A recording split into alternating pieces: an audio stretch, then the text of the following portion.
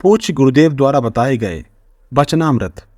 ये मनुष्य जन्म सिर्फ भगवत प्राप्ति के लिए मिला है, क्योंकि केवल इसी शरीर से हम भगवत प्राप्ति कर सकते हैं।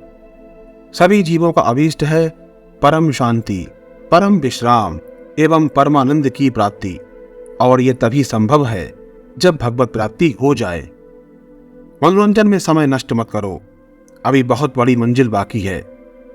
साधक के अंदर इस बात की भूख पैदा होनी चाहिए कि मुझे प्रभु से मिलना है, मुझे संसार से मुक्त होना है, मुझे निर्विषय होना है। ये लक्ष्य साधक का बनना चाहिए, बिना लक्ष्य के बात नहीं बन सकती। सावधान रहिए, ये जीवन केवल परम वस्तु प्राप्ति के लिए है, व्यवहार सिद्धि के लिए नहीं। यदि आप गृहस्थ धर्म में भी हो तो पारिवारिक जनों की सेवा कर दो, लेकिन उनसे राग मत करो।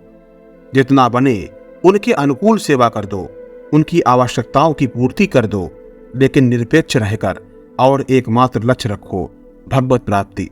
एक प्रत जीवन में हर साधक को ले लेना चाहिए कि हम प्रभु को नहीं भूलेंगे और शास्त्र विरुद्ध विषय भोगों को नहीं भोगेंगे। इस मनुष्य शरीर की सार्थकता यही है कि प्रभु के चरणारविंद का प्रतिक्षण चिंतन करते हुए हमारा समय व्यतीत हो। ऐसे ऐसे असह्य कष्ट इस जीव को भोगने पड़े हैं और भोगने पड़ेंगे कि जिनको सुनकर हृदय कांप जाता है। देखो, हम लोग अज्ञान के कारण नहीं देख पा रहे हैं जीवात्मा को मां के गर्भ में कितना कष्ट होता है। जन्मत मरत दुसह तुक हुई।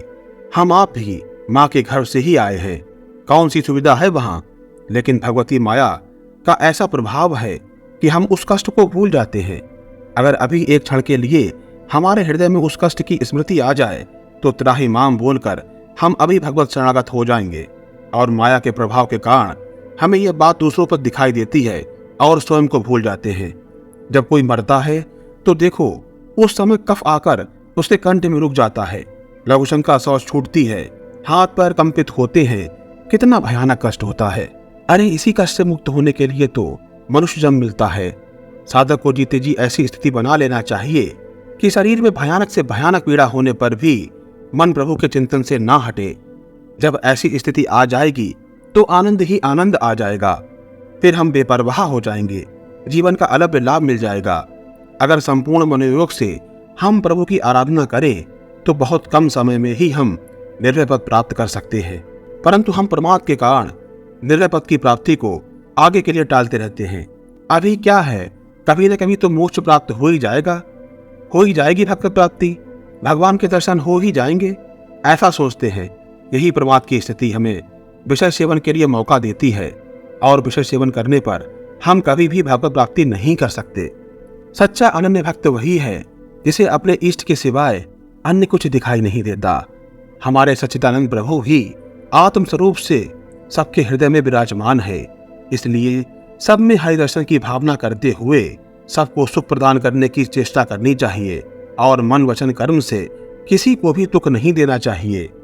जो नानत्व का चिंतन है यही अविज्ञा माया है, क्योंकि आप एक को अनेक करके देख रहे हो। मिलते हैं एक नए वीडियो के साथ, गुरुदेव के अन्य वचनामृतों के साथ।